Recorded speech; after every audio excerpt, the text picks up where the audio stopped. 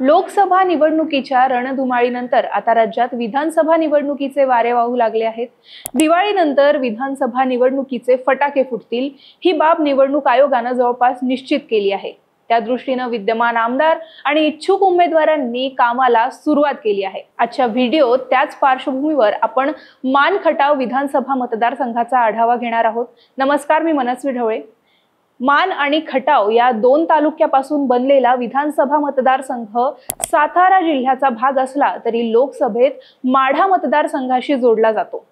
या मतदारसंघाचं गणित पाहिलं तर गेल्या 3 विधानसभा निवडणुकीत जयकुमार गोरे यांनी इथं बाजी मारली आहे।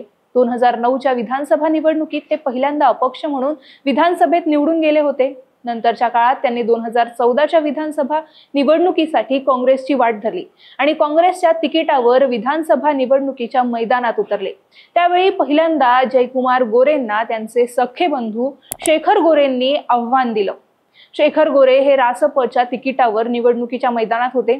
दोन्ही भावांमध्ये लढत झाली, ज्यात शेखर गोरेंना 52,000 मतं पडली तर 75,000 मतं घेऊन जयकुमार गोरे दुसऱ्यांदा विजयी झाले। पुढे 2019च्या विधानसभा निवडणुकीत मान खटाव मतदारसंघात तिरंगी लढत पाहायला मिळाली।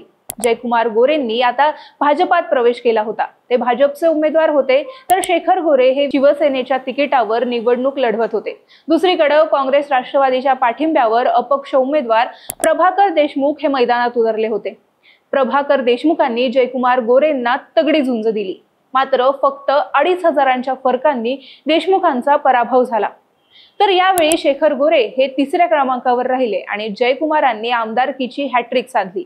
आता आगामी विधानसभा निवडणुकीत जयकुमार गोरे हे आमदारकीचा चौकार मारण्यासाठी सज्ज झाले आहेत। सध्या सत्तेत असल्याने त्यांची ताकद देखील वाढली आहे। तसंच गेल्या 5 वर्षात त्यांनी उपमुख्यमंत्री देवेंद्र फडणवीसांशी जवळचे संबंध प्रस्थापित केले आहेत। शिवाय माजी खासदार रणजित सिंह निंबाळकर यांच्याशी देखील त्यांचे मित्रत्वाचे संबंध आहेत। मात्र दुसऱ्या बाजूने विचार केला तर मध्यंतरी जयकुमार गोरे यांच्यावर भ्रष्टाचाराचा आरोप झाला होता, ज्यामुळे मतदारसंघात त्यांची प्रतिमा मलिन झाली आहे। तसंच गेल्या निवडणुकीत त्यांच्या विरोधात असलेले बंधू शेखर गोरे आणि प्रभाकर देशमुख दोघांनीही निवडणुकीसाठी कंबर कसली आहे। सध्या शेखर गोरे ठाकरे गटाचे संपर्क प्रमुख आहेत। त्यांनी आगामी विधानसभा निवडणुकीच्या दृष्टीने तयारी देखील सुरू केली आहे।